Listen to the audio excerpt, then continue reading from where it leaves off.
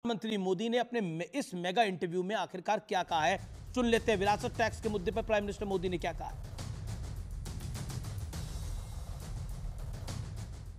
Sam Pitroda जी ने जो है इनहेरिटेंस टैक्स की बात की, जो हम लोगों की जमा पूंजी है, जब हम अपने लोग पूरा बचाते हैं अपने फैमिली के लिए, जब हम उसको अपने आने वाली जनरेशन को देंगे तो उस पर भी टैक्स लगेगा और ये टैक्स बहुत बड़ा टैक्स हो सकता है। तो क्या आप कहेंगे कि बीजेपी अगर आएगी तो इस टैक्स को कभी नहीं लागू करेगी?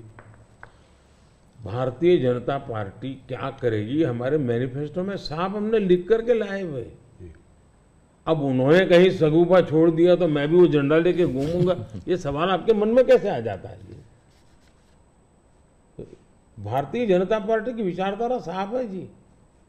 हम अपनी विचारधारा के आधार पर कार्यक्रमों को लेकर के, मैनिफेस्टो को लेकर के देश के सामने जाते हैं।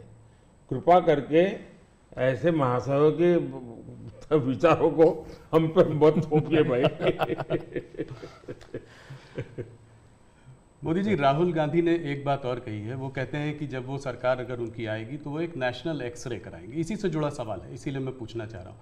एक नेशनल एक्सरे कराएंगे, बात सिर्फ कास्ट सेंसस की नहीं है जो कि वो करते आए हैं, उस पर भी मैं आपका मत जानना चाहूँगा। मगर बात वो कहते हैं इससे आगे है, बात कास्ट की नहीं, बात जस्टिस की है। और वो कहते हैं कि हम जो है एक सोशियो इकोनॉमिक सर्वे लाएंगे, एक इंस्टीट्यूशनल सर्वे लाएंगे और उसमें देखेंगे कि किसके पास किस जाति और किस उस वर्ग के पास क्या है, कितना धन है, कितनी इंस्टीट्यूशंस में भागीदारी है, और उसके बेसिस पर हम इस पूरे सिस्टम को रीडिस्ट्रीब्यूट करेंगे। इसको आप कैसे देखते हैं?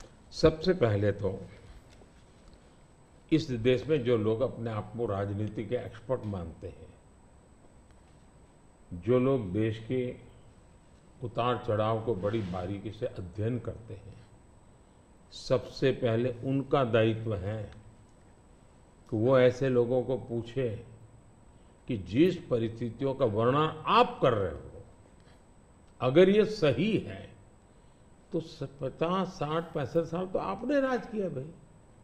ये मुसीबत के जो जन्मदाता आप हो और आपने अब तक ये बर्बादी लाई क्यों? पहले उनका जवाब मांगो भाई, नंबर 1। नंबर 2, एक्सरे का मतलब क्या है जी? मतलब हर परिवार में जाना, घर घर छापा मारना। अगर किसी अनाज के डिब्बे में किसी महिला ने अपने गहने छपा के रखे हैं, उसको भी एक्सरे किया जाएगा, उनके गहने ले लिए जाएंगे, जमीनों का हिसाब किताब किया जाएगा और फिर उसको रिडिस्ट्रीब्यूट करेंगे। ये दुनिया में एक माओवादी विचार ने सब किया हुआ है, दुनिया बर्बाद हो चुकी है।